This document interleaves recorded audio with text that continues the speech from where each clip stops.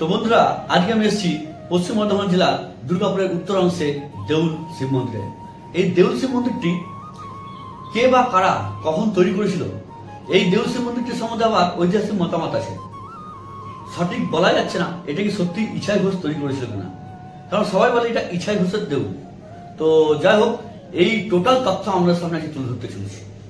তো বন্ধুরা, আমি এরকম ভিডিও আমাদের সামনে প্রতিনিয়ত নিয়ে আসি, আর আগামী দিনেও যদি ভালো থাকি অবশ্যই নিয়ে আসবো। আর যদি আপনাদের এরকম ভিডিও দেখতে ভালো লাগে তাহলে আমার চ্যানেলটি অবশ্যই সাবস্ক্রাইব করে ফেলুন। পাশে থাকা বেল আইকন বাটনটি অবশ্যই প্রেস করুন, কারণ যখনই আমি নতুন নতুন ভিডিওগুলো আপলোড করব তখনই আমাদের সামনে পৌঁছে যাবে। তো বন্ধুরা, চলুন তাহলে আজকে আমার ভিডিও শুরু করি। Let's go. পশ্চিম বর্ধমান জেলার দুর্গাপুরের উত্তরাংশে রয়েছে এই সুবিশাল গড় জঙ্গল। এই গড় জঙ্গলে রয়েছে এক প্রাচীন ইতিহাস। এই দুর্গাপুরবাসী এবং বাইরেরও প্রচুর মানুষ এই জায়গাটিকে বা এই গড় জঙ্গলটিকে চেনে বা জানে, আবার কেউ কেউ নামও শুনেছে।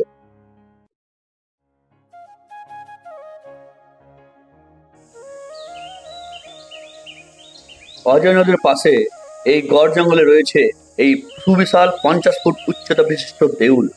আজ আপনাদের এই দেউলের নানান ইতিহাস এবং সম্পূর্ণ তথ্য তুলে ধরব। হয়তো আপনারা এই দেউলের অনেক তথ্যই জানেন না বা শোনেননি। এই গড় জঙ্গলের নাম আগে ছিল ঠেকুরগড়, যেখানে রাজত্ব করতেন কর্ণসেন। কর্ণসেন ছিলেন নিঃসন্তান, কিন্তু পরবর্তীকালে তার 2 সন্তান লাভ হয়। যাই হোক, কর্ণসেনকে ইছাই ঘোষ বা ঈশ্বর ঘোষ পরাস্ত করে গড় দখল করেন। এখানেই গড়ে তুলল ঈশ্বর ঘোষ তার রাজত্ব। রাজধানী হলো রাঢ়পুরী। ইছাই ঘোষ যে রাঢ় বংশের শক্তিশালী রাজা ছিলেন সে বিষয়ে ঐতিহাসিকরা একমত। ইছাই ঘোষ ছিলেন মা চণ্ডীর উপাসক।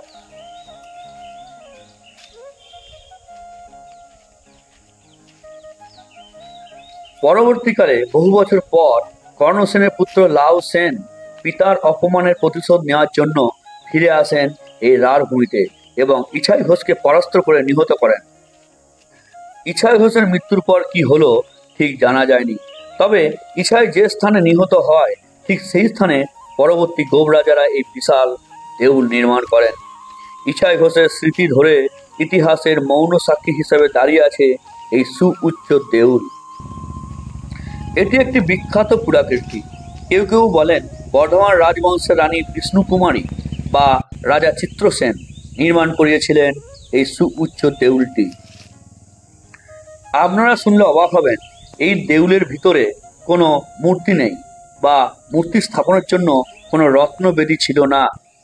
তবে বর্তমানে একটি বিশাল শিবলিঙ্গ এই মন্দিরের ভেতরে আছে। ইংরেজ আমলে এক জমিদার এই শিবলিঙ্গটিকে স্থাপন করেছিলেন। স্থানীয় মানুষের আরো প্রবাদ বাক্য আছে যে ঘন শালবনের মধ্যে জীর্ণ দেহে মাথা উঁচু করে দাঁড়িয়ে থাকা এই দেউলটি ইছাই ঘোষের বহু অর্থ ব্যয়ে নির্মিত। তিনি নিজেকে চিরদিনের জন্য তার অবর্তমানে মানুষের হৃদয়ের মধ্যে স্থাপন করার জন্য নির্মাণ করেছিলেন এই দেউলটি। আবার কেউ কেউ বলেন ইছাই এই দেউলটিকে যুদ্ধের টাওয়ার হিসাবে ব্যবহার করতেন। তাছাড়া শত্রুপক্ষের গতিবিধি এই টাওয়ার থেকেই পাওয়া যেত। আর ইছাই ঘোষের কেল্লা থেকে দেউল পর্যন্ত সুড়ঙ্গ পথে সসৈন্য হাজির হয়ে শত্রুপক্ষকে আক্রমণ করতেন।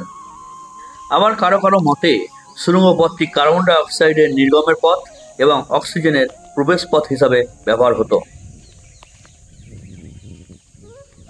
আবার অনেক ঐতিহাসিকবিদদের মতে দেউলের চূড়ায় এমন কিছু ধাতু ছিল যার দ্বারা ওই এলাকার সমস্ত খবর পেতেন ইছাই।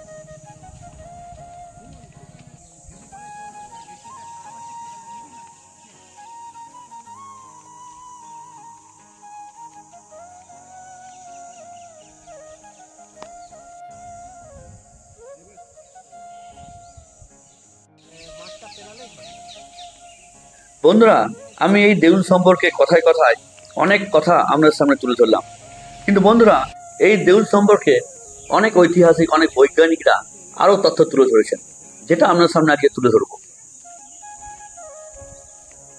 মানুষের মনে কিছু ভুল ধারণা আছে যে দেউলটি ইছাই ঘোষের দেউল, কিন্তু এর গঠনশৈলী, ও ইটের ব্যবহার প্রমাণ করে যে তা একাদশ শতাব্দীর বা তার পূর্বে তৈরি নয়। ঐতিহাসিক অনুসন্ধানে দেখা যায় যে এই দেউলটি ইছাই ঘোষের মৃত্যুর বহু বছর পর তৈরি হয়েছিল। সম্ভবত তার কোনো বংশধর ইছাইয়ের কৃতিত্বকে অক্ষুণ্ণ রাখার জন্য তৈরি করেছিলেন এই দেউল।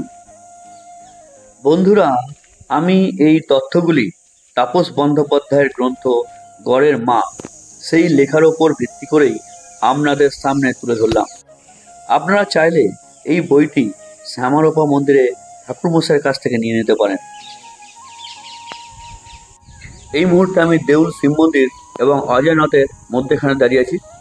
দূরে দেখা যাচ্ছে অজয় নদ, আর ওই পাশেই পড়ে যাচ্ছে বীরভূম ডিস্ট্রিক্ট। এই দেউল শিব মন্দিরের পাশে আছে একটি বিশাল বড় পার্ক, আর এই পার্কের মধ্যে আছে একটি বিশাল বড় ঝিল বা দিঘি। এই ঝিল বা দিঘিতে শীতকালে যারা পিকনিক করতে আসেন বা ঘুরতে আসেন তারা কিন্তু খুব আনন্দ করে বোটিং করেন। এখানে বোটিংয়ের ব্যবস্থা আছে, যা এখন দেখতে পাচ্ছি না, কিন্তু শীতকালে আছে। এখন প্রচুর গরম, এই সময় প্রচুর গরম। আর দূরে দেখতে পাচ্ছেন ওইটাই হচ্ছে দেউল পার্ক। তো ভিউয়ার্স, আপনাদের এত সুন্দর জায়গা দেখে অবশ্যই এখানে আসতে ইচ্ছে হচ্ছে, সেটা আমি জানি। তো বন্ধুরা, আপনারা এখানে আসবেন কি করে? তো বন্ধুরা, আপনারা যদি কেউ কলকাতা থেকে আসেন তাহলে হাওড়া থেকে পশ্চিম বর্ধমানের ট্রেন ধরে দুর্গাপুর স্টেশনে নেমে পড়ুন। দুর্গাপুর স্টেশনের সংলগ্ন বাস স্ট্যান্ড থেকে আপনারা মলানদিঘি রুটের বাস পেয়ে যাবেন। তো সেই বাসে চেপেও আপনারা এই দেউল শিব মন্দিরে চলে আসতে পারেন।